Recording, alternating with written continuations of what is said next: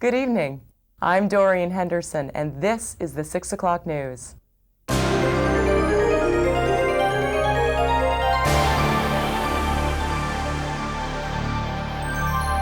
Our top story this evening concerns a legendary creature that some say could overturn Darwin's theory of evolution. Known as Seaman, this creature will go on public display for the first time in Japan.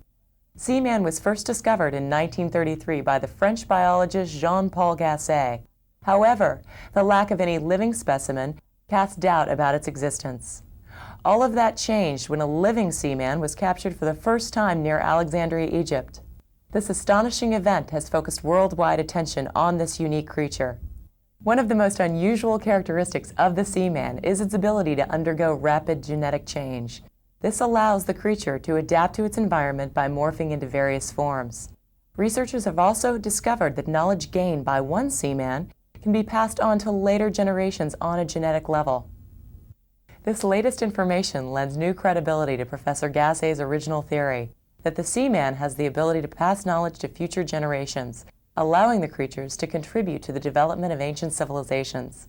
Noted researcher Professor William Sutherland of the Institute of Bioanthroarchaeology is in Japan to oversee the Seaman exhibit. The history of Seaman is also the history of Jean-Paul Gasset. Gasset first encountered Seaman as a researcher for the Sorbonne in Egypt in the early 30s. Despite the fact that he published but 2 papers, they now provide an extremely important record. With this in mind, one must realize that the existence of the only living sample is of utmost importance and must be preserved at any cost. This will be the first public display of Seaman, and already its impact is being felt around the world. Here, in the ancient city of Alexandria, where Seaman was first discovered, locals have become obsessed with trying to catch another. They're spending entire days fishing in the hopes of catching a second creature. It's highly unlikely that a second Seaman exists, but then, as recent events have shown, you can never be sure. In France, Professor Gasset's birthplace, and in Jamaica, another country with close ties to Gasset, parades are taking place to celebrate Gasset's 100th birthday.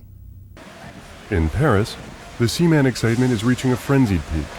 This weekend, people from across France are joining the local Jamaican community for a huge parade in honor of Jean-Paul Gasset. The Diary of Jean-Paul Gasset, sure to be a bestseller, will soon be released by Jean Tasha and promises a fascinating look at the tragic life of this infamous French biologist.